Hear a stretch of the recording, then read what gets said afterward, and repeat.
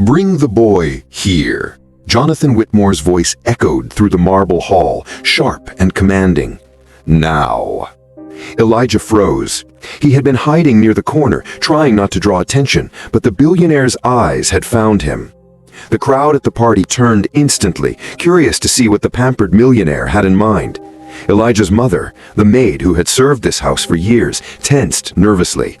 She knew her son was clever, but this was Whitmore, the man who had everything and yet loved to humiliate those beneath him. The boy stepped forward, small and hesitant, his eyes scanning the room. Guests whispered, some smirking at the sight of the timid boy walking toward a man in a tailored suit, surrounded by glittering wealth. Whitmore's lips curved into a cruel smile. "You know how to play chess, don't you?" he asked, his tone more mocking than curious. "Yes, sir," Elijah replied quietly, though inside his heart raced. Chess had always been his escape, his private world of strategy and calculation. But now, under the glare of hundreds of eyes, it felt like stepping into a storm. Whitmore gestured to the ornate chessboard on the glass table. "Then prove it. Let's see if you're as clever as your mother claims." He leaned back in his chair, confident. To him, this was just a game, a moment to entertain his guests and watch the boy fumble. But Elijah's eyes didn't waver. He studied the board carefully, noticing every detail, every potential trap and counter. The room grew silent as Elijah made his first move, deliberate and calm. Whitmore raised an eyebrow, expecting hesitation or mistake, but the boy's opening was precise, clever, almost audacious. Laughter trickled from the back of the room at first, but it died quickly as Whitmore realized this child was not ordinary. Each move that followed deepened the tension. Whitmore attacked aggressively, attempting to dominate, but Elijah responded with patience and intelligence. His small fingers moved the pieces with the confidence of someone who had spent years thinking 3, 4, 5 steps ahead. Each move challenged the billionaire's pride, subtly mocking his assumptions. A hush fell over the crowd. The boy's calm, unassuming demeanor contrasted sharply with the flashing wealth and arrogance surrounding him. Guests exchanged glances, uncertain, their laughter replaced by intrigue. Whitmore's smirk faltered, then disappeared entirely. He leaned closer, eyes narrowing, realizing that this was not the child he thought he could easily control. Something about Elijah's strategy froze him in place, a warning that the night was about to take an unexpected turn. The tension hung thick in the air. Every piece moved was a challenge, every silent glance a silent dare. The audience leaned in, sensing the storm building between the rich man who underestimated a boy and the child whose mind was quietly preparing to shatter expectations. Whitmore's hands tightened around the armrests of his chair. The room was silent now, the polite clinking of glasses replaced by the soft sound of the chess pieces being moved. Every guest watched, spellbound, as Elijah's small fingers delicately lifted a pawn, sliding it into a position that made Whitmore's jaw tighten. You can't do that," Whitmore muttered, though his voice lacked its usual certainty. "That move, it's impossible." Elijah's lips curved into a quiet, knowing smile. "It's not impossible, sir. You just weren't expecting it." The billionaire's face turned a subtle shade of red, the kind that came not from anger, but from sudden, uncomfortable realization. This boy, this black maid's son, wasn't just good. He was extraordinary. Whitmore had underestimated him, as he had underestimated everyone he thought was beneath him. A queen swept across the board, capturing a rook, and the room collectively gasped. Whitmore leaned forward, studying Elijah's every move like a general facing an unexpected strategist. Each piece Elijah sacrificed, each bold maneuver revealed a mind that could anticipate and adapt in ways Whitmore had never experienced.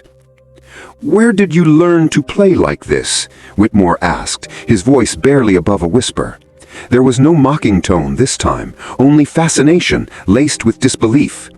Elijah didn't answer immediately. Instead, he made his next move with a calm precision that froze the billionaire in place. The guests exchanged nervous glances. Whispers started, but no one dared speak loudly. The spectacle had shifted. This wasn't just a rich man showing off. This was a lesson in humility disguised as a game. Every advance Elijah made reminded Whitmore of a truth he rarely faced. Brilliance could appear anywhere, often where he least expected it. Whitmore's arrogance wavered. He tried an aggressive strategy, attempting to corner the boy, but Elijah's counterattacks were relentless. With each piece captured, the power dynamics shifted subtly. The boy's intelligence, patience, and confidence became the real spectacle, outshining the glittering wealth surrounding him. A bead of sweat slid down Whitmore's temple. He hadn't anticipated the emotional weight of being outmaneuvered by someone he considered so far below him. Every move Elijah made felt like a quiet challenge to his ego, a reminder that status and money could never substitute for natural genius. And then, as Elijah positioned his final move, the crowd held its collective breath. Whitmore's eyes widened, his mind racing. He had been defeated. Not humiliated, not embarrassed, but outclassed in a way he could not have foreseen. The game was far from over, but in that moment, the billionaire froze.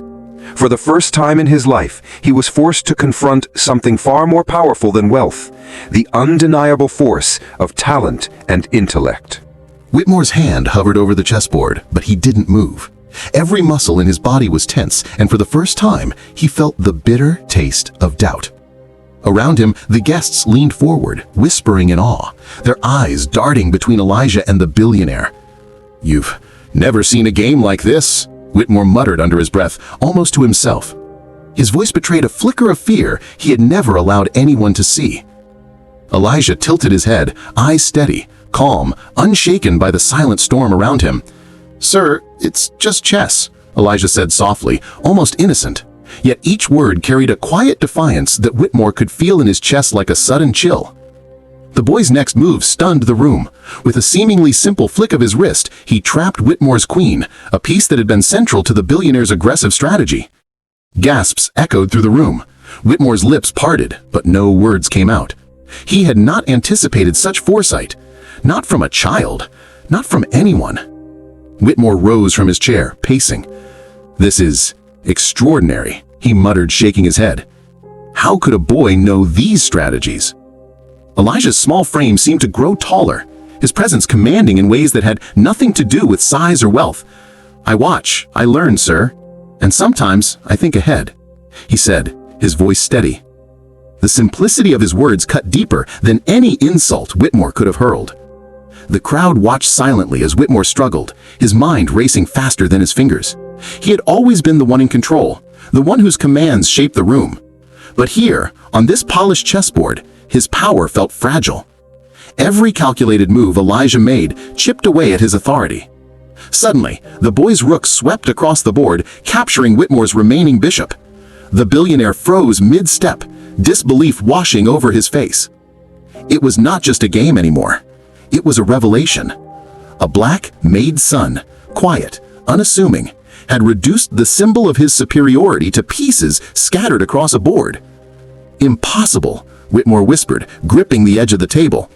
His ego, his wealth, his carefully constructed image, none of it mattered here. Elijah's mind was sharper, faster, and more daring than anything he had ever encountered. The room seemed to hold its breath. Whitmore realized something frightening. He could not intimidate this boy. No threat, no fortune, no luxury could change the fact that Elijah had the upper hand. And as the boy's calm gaze met his, Whitmore felt the first true pangs of fear. The game continued, each move a lesson, each strategy a reminder. Sometimes, brilliance rises from the most unexpected places, and even the mighty can tremble before it. Whitmore's hands shook as he reached for his king, but he hesitated. Every instinct screamed at him to take control, to end this humiliation, yet Elijah's calm confidence pressed down on him like a storm. The room was silent, but the tension was deafening. "You think you can outsmart me, boy?" he growled finally, his voice tight with fury. "You don't know what you're doing." Elijah's eyes never wavered. "Maybe I do. Or maybe I just see things you've forgotten." The billionaire's face contorted in anger. He had spent years mastering chess, crushing opponents, bending every game to his will. And yet, here he was, a man of immense power, frozen by the moves of a 12-year-old boy. He tried to regain composure, to remind himself that wealth and authority had always commanded respect, but none of that mattered in this quiet war of minds. Elijah's fingers hovered over the board, poised and precise. He made a move, a daring night leap that trapped Whitmore's remaining rook. The crowd gasped and whispers spread like wildfire. Whitmore's mind raced, searching for a way out, a trick, a loophole, anything. But Elijah had seen it all, every threat, every potential escape, blocked, contained, controlled. Whitmore slammed his palm on the table. "This isn't just a game. This is impossible," he bellowed. But even as he shouted, he knew the truth gnawed at him. He had underestimated the boy, underestimated the power of curiosity, intelligence, and determination rising from the humblest beginnings. Elijah leaned back slightly, his eyes sharp, almost challenging. "You're not used to losing, are you?" he asked. His voice was calm, but there was a quiet fire beneath it, a spark that made Whitmore's chest tighten. The billionaire's ego struggled to recover, but it was too late. The crowd's admiration had shifted, the balance of power subtly yet unmistakably tilting. Whitmore realized something terrifying. He could not command respect with money here. He could not intimidate. He could not predict. The boy's next move sealed it. Whitmore's queen, the symbol of his control and dominance, was trapped, defenseless. The room seemed to explode with silent disbelief. Whitmore froze, staring at the board, as if the pieces had transformed into mirrors, reflecting his own pride and arrogance. "Checkmate," Elijah whispered, barely audible, but it cut through the tension like a knife. Whitmore's face went pale.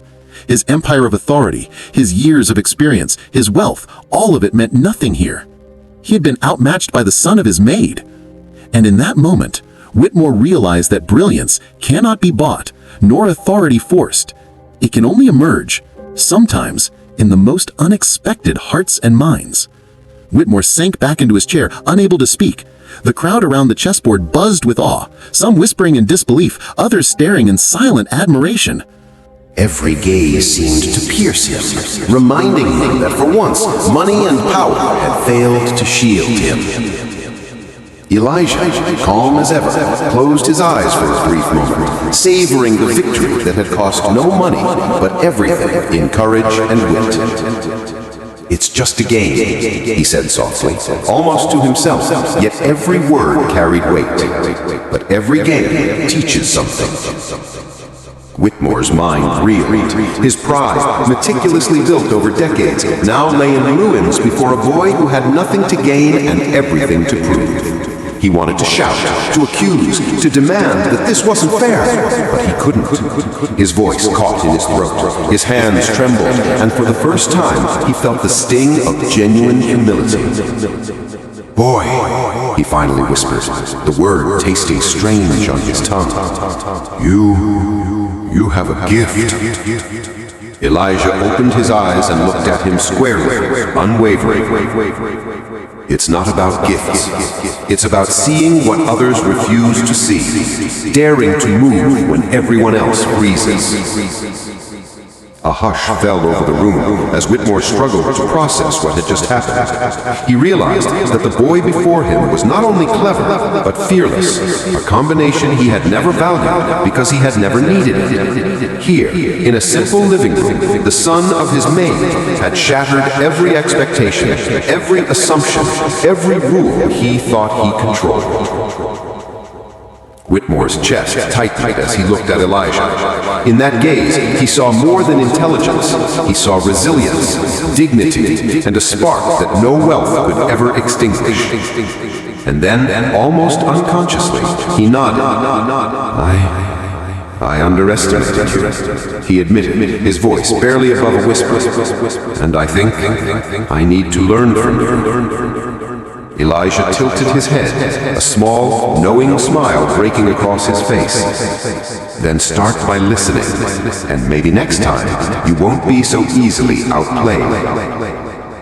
Whitmore exhaled slowly, a mix of relief, awe, and newfound respect washing over him. He had been humbled, confronted with the truth that brilliance knows no class, and that the courage to challenge expectation is far more powerful than money, authority, or privilege. The boy's victory echoed far beyond the chessboard. It left Whitmore frozen in more ways than one, not just by defeat, but by the realization that a simple act of daring, a mind unshackled by fear, could shatter the walls of the richest empire. And in that quiet, unassuming triumph, Elijah had claimed something far greater than a game. He had claimed respect, admiration, and a place in a world that had never expected him to rise.